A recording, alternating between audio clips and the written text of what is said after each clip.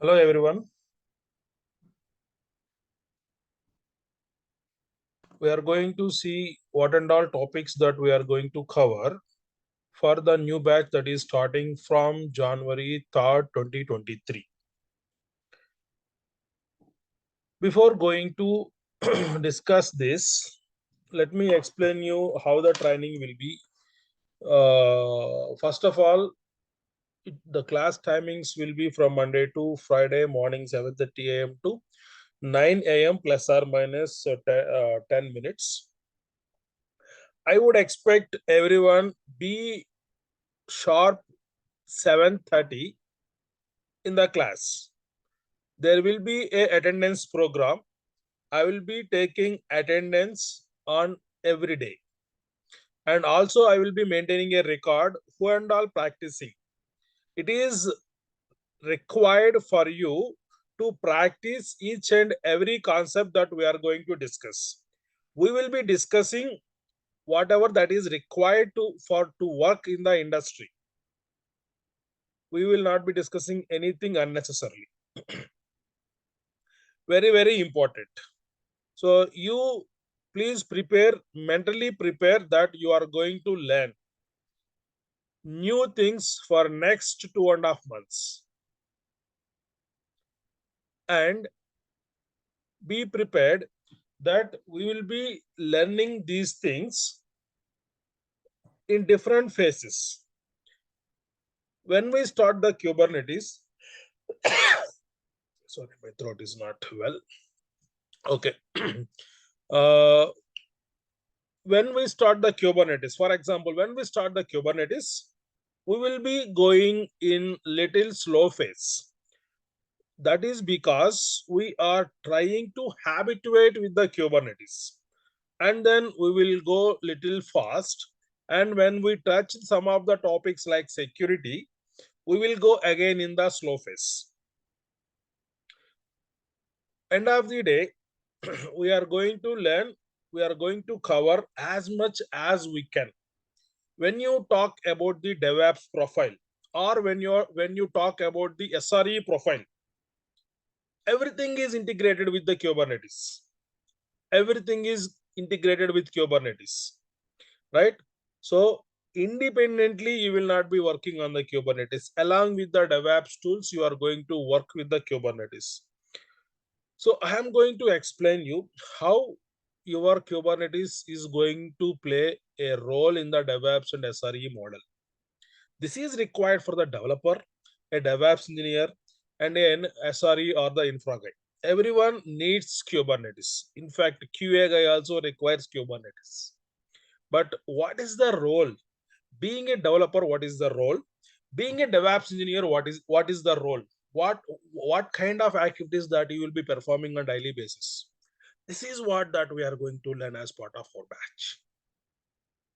So be patient, and I will be giving you the time for the questions. Don't hesitate to ask the questions. And and what else? Okay, first let us cover the concepts. So we will be starting with the Docker.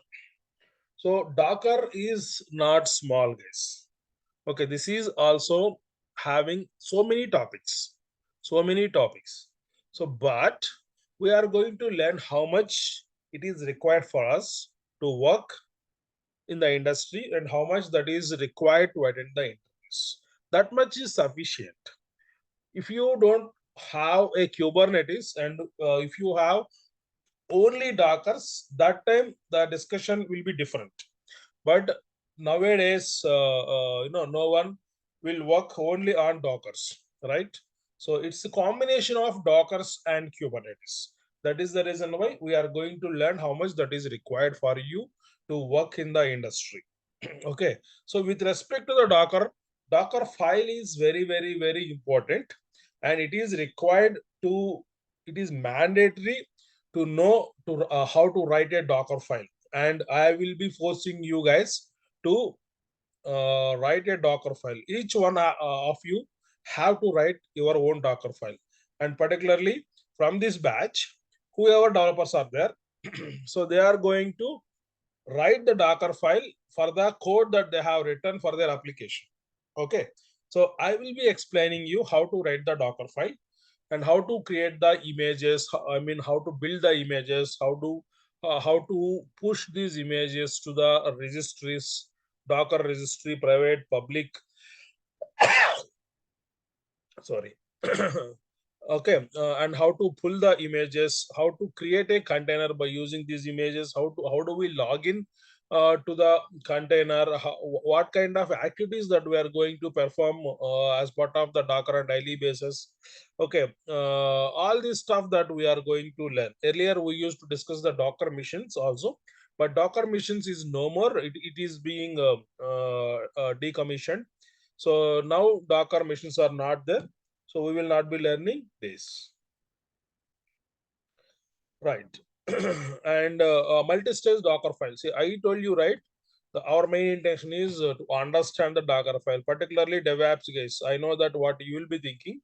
Why we will be writing Docker file? You may not be writing the Docker file, but you are the one who is going to give the direction to the developers to write the Docker file, because you are responsible for automating the release process. Each developer is, if each developer is following their own style of writing the Docker file, it will be hard to us to parameterize the build process. You will be writing a script to automate the build of the image. That will become complicated. So you are the one who is going to give the guidelines for your developers. So with this, we will be closing the Docker and we will be starting with the Kubernetes. Initially we are going to start with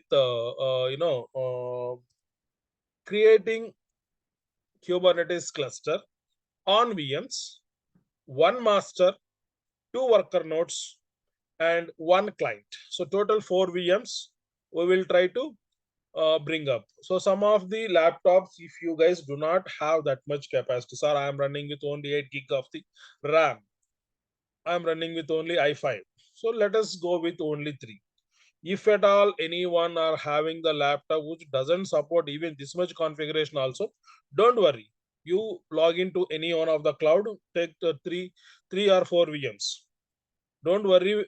When you are paying money to the cloud, it will be less if you organize it properly. Okay, you bring it up when you are practicing it, and do not forget to shut them down, so that so that you don't need to pay much.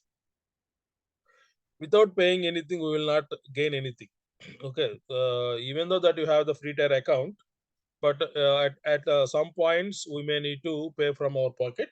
It will be in hundreds, worst case 1,000. Okay, but based upon how you are managing your cloud account, that's your responsibility. Your account, your money, your responsibility. Right, these are the concepts that we are going to cover. So while you are learning Kubernetes, be ready for the certification also. So what are the expectations from you? You should be able to complete the CKAD certifications. There are 3 certifications available on the Kubernetes: certified Kubernetes administrator, and certified Kubernetes application developer, and CKS, certified Kubernetes specialist. Okay, so CKS, only certain part we are going to cover, because that's not only the Kubernetes, it is going to ask beyond the Kubernetes. But whoever particularly interested on that, you can reach me. I can explain you what and all that you need to read related to the CKS. But with respect to this concepts, you should be able to complete your certifications, both CKA and CKAD. Depends upon your interest. If your company is giving the reimbursement, you can go for the both at the same time like me. Otherwise, if you are paying from your pocket, still you are interested to write, you can go either CKA or CKAD based upon your interest. But expectation is you should be able to complete within the first attempt, that too within the first 1.5 hours. How? I am going to train you in such a way that writing the spec, if it is taking 10 minutes for others, you should be able to write within a minute. How do we run across the Kubernetes.io? That is very important. This and all that I'm going to give you. I'm going to give you the shortcuts. I'm going to tell you what and all that you need to bookmark. Everything that I'm going to tell you. Okay. So with this knowledge, you should be able to complete your certifications. And second thing, I'm going to tell you when you have to start for the interviews. So from that time onwards, you should be ready to attend the interviews. Try to attend. Try to respond to my questions. When I am asking the questions, try to answer those questions. You are going to get the same questions. I am telling you. You are going to get the same questions, almost same. So be prepared. Be prepared. Be prepared. Right. And you should be able to work independently in the production environment because we are learning not only the technology here, my experience also I am sharing. That is more important. That is more important. We are going to learn with respect to the industry standards. That means you should be able to work independently in the production environment. Hope you understand my expectations from you. Okay, let us go. What and all that we're going to cover as part of the Kubernetes.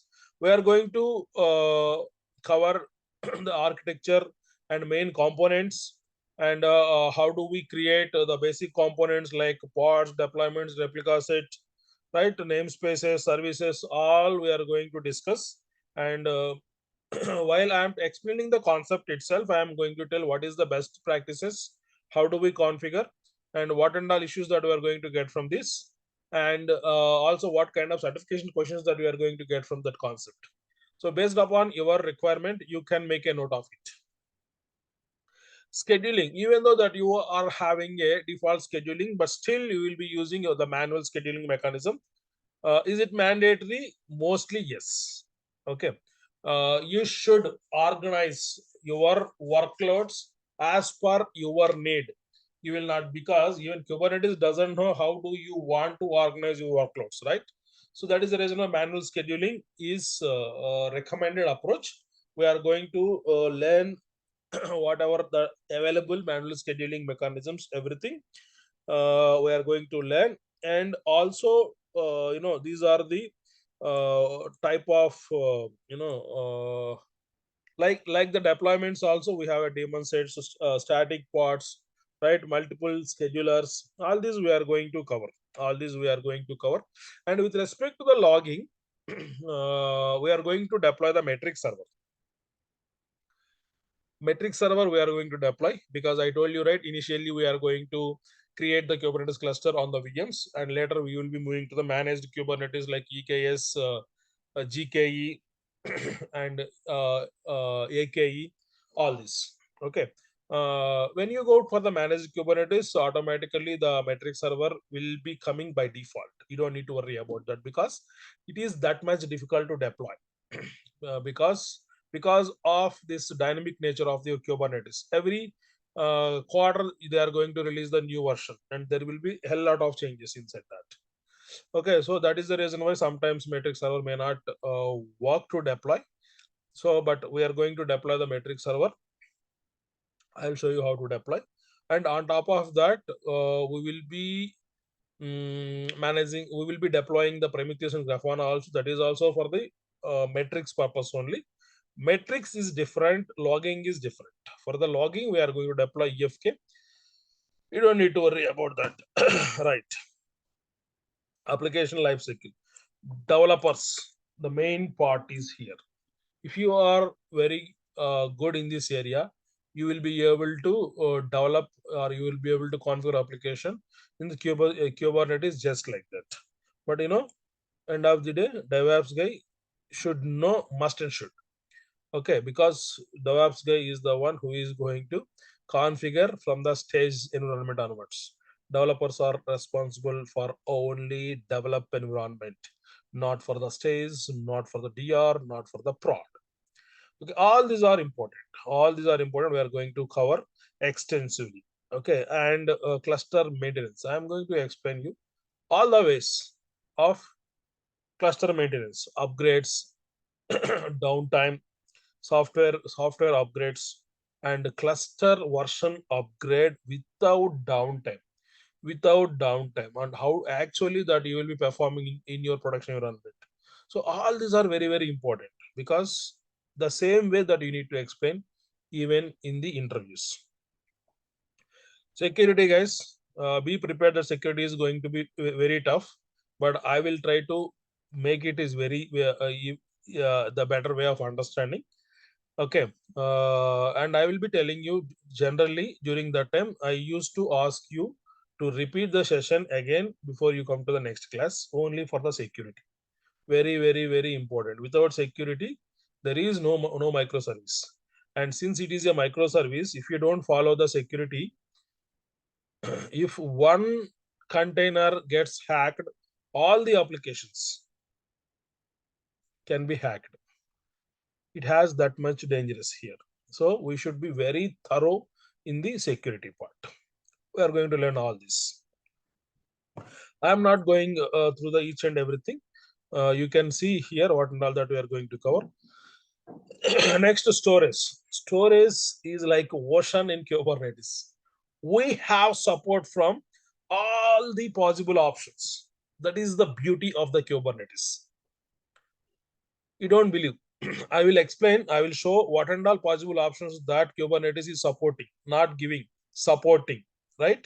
Kubernetes is an open source.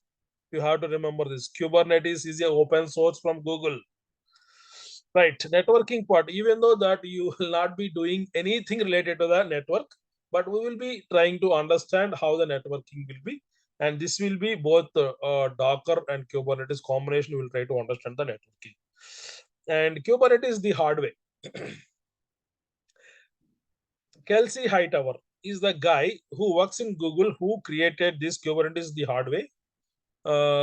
We used to install Kubernetes by using the kubeadm. It's a tool that will help us to manage to install the Kubernetes. But this Kubernetes the hard way, KTHW, is from the scratch. This will take approximately 2.5 to 3 hours. So this session I will be conducting on a weekend, either Saturday or Sunday, because we cannot stop in between. Next, troubleshooting. How can you, what kind of issues that you will be getting? How can we fix them? Right, and we will be installing Kubernetes by using EKS and AKS. These are managed Kubernetes from the clouds. So if you are working in any one of the cloud, and if you don't know how to do that, you can come to me. I will explain how to configure the managed Kubernetes in your cloud, because some of the companies will maintain their own clouds, but you have to provide your logins, or you can share your screen. I will explain how to configure the managed Kubernetes. Next, Agro CD. Agro CD is now getting populated because of some of the things. Because once after configuring your application, some XK can modify the configuration. If I don't want to do that, so I have to configure my applications in the Agro CD. Agro CD is a separate tool. So your Helm deployment you are going to keep as part of the Agro CD registry. So even though that if you change, it will revert back as per the Helm chart that you configure in your repo, Git repo. So this is very much helpful. We are going to learn this one also. ISTO, the service mesh. This is also important. Not not mandatory, but if when you go to the interview, nowadays the things are like this. Even though that they use or not, they will ask whether you know or not. So for that purpose, we will be learning ISTO also. And once after completion of the Kubernetes, we will be going for the Helm. Helm is your package manager on top of the Kubernetes. Helm is very, very, very important and mandatory nowadays to manage your applications. Okay, very, very important. I'm telling you again, very, very important. As part of the Helm, we are going to deploy Prometheus, Grafana, WordPress, and Jenkins. Okay, if you have anything in your mind that I want to deploy this, yeah, you can come to me. I will explain how to deploy that application, how to deploy that application in Kubernetes by using the Helm. Okay, we are going to see all these concepts, and we will be discussing about the Helm file also. Just discussion, because this is not official. This is still in beta, and that is not being managed by the Helm people. This is different company again. But I will tell you. I told you right in the interview. Some people will ask all this. Okay. And I am going to share my experience related to the certification. What are the tips, tips, shortcuts, easy way of writing the AML files. How do we manage the times, do's and don't do's? All these that we are going to configure. All these we are going to understand. And I told you, right, monitoring related, we are going to deploy Prometheus in Grafana. Monitoring is one of your key role related to the DevOps or SRE. That is part of your profile. Earlier, for monitoring only, we have a different profile, but now the case is different. Being a SRE engineer, being a DevOps engineer, you will be doing this monitoring. Monitoring is must. Next, GitLab CICD. So GitLab is one of the CICD tools. What else we have? Jenkins, Spinnaker. There are some other tools also like Azure DevOps, right? All these are for the same purpose. Company name is different. That's all. But why GitLabs? Why GitLabs? Because this is the one which is gaining the market now. If you know this, you will be 1 out of 10 at least. So that you will be getting more opportunities, more package, right? So as part of the GitLabs, we are going to see how to configure what are the how do we write the CI/CD pipelines by using the Docker. We will be learning about the runners. We will be learning how many ways that you can manage, because it's a GitLab is going to provide multiple options. One is the managed, one is another one is that you can configure yourself. So all these we are going to discuss. So CI/CD with Docker, CI/CD with a VM, CI/CD with a Kubernetes. All these we are going to understand. So GitLab's reason is Git we are going to learn. Without Git, there is no DevOps. No DevOps without Git. So you should know a little bit of Git. So that we are going to cover here. And you know Terraform. Terraform is a provisioning tool by HashiCorp. Anything that you want to provision, you can use the Terraform. If you go to the cloud, AWS has its own cloud formation, but still we will be using Terraform. Why? What is the guarantee that you will stay for a long time with the AWS? Tomorrow you may switch to Azure. Day after tomorrow you may switch to the GKE and OCI. No, there is no guarantee. There is no guarantee, right? So Terraform, we will be learning the basics and how do we manage our Kubernetes by using the Terraform code. Okay, either Azure or AWS based upon our interest, we will be learning during that time. So all these we are going to, it will take minimum 2.5 months, guys. Minimum 2.5 months. Please bear with me. Because my intention is to explain you all these in detail. So do not take any breaks in between. Any festivals that comes, major festivals, I will be giving the holidays. Okay, on that day, holiday, not holidays, holiday on that day. Okay, so it is mandatory to maintain 100% attendance. So we are going to meet on Jan 3rd morning 7:30 a.m. And the meeting details, this video I am going to share in WhatsApp. Sorry, in YouTube, and there in the description I am going to give you the meeting details also. Course fees is going to be 25,000. So all of you have paid 2,000 as an advance. So 23,000 is remaining. So first half you are going to pay in first 2 days of starting of the batch. Remaining half you will be paying on second week, first 2 days. Right. I'll be sharing all these details. I'll be sharing all these details with you. Thank you.